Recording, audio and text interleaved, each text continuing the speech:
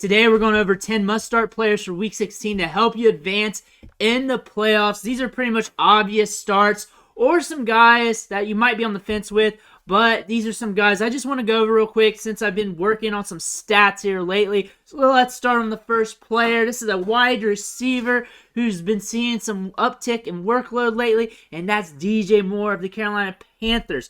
With Sam Darnold, he is averaging 14.3 fantasy points per game, seeing 8.8 targets per game, and 68.3 yards per game. And now he's facing Detroit, who can push the game script, and you can pass on them a little bit. If you need a tight end, I got one for you, and that's Dallas Goedert. He's played once with Gardner Minshew, but in that game, he saw 6 targets for 105 yards and 2 touchdowns.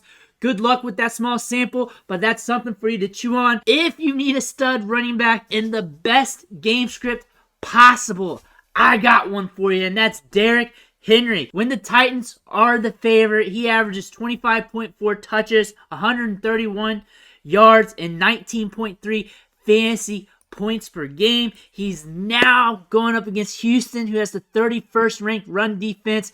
We should be watching him run all day long. This is the easiest start of the season. If you're still looking at tight end because you're scared of Dallas Goedert, look at Dalton Schultz. Obviously, he's rostered, but he played 88% of snaps in Week 15. When he's pushing around 90% of the snap share, he's seeing about 13 fantasy points per game. He's taking on the Eagles this weekend. Should be a tight game script, but he should get some volume. Sticking with NFC East teams, Daniel Jones. When he's going into a contest where the Giants are the underdogs, he is averaging 22.3 fantasy points per game and 66 rushing yards. He has the Vikings this week. Should be able to push it against that secondary, and then the Vikings got good enough offense to really push the game script. Should be a good week to start Daniel Jones. We all want running backs. We all need running backs, and Isaiah Pacheco is a guy you should not ignore. He is averaging, in his last 6 games, 12.3 fantasy points, 17 touches, and 91.2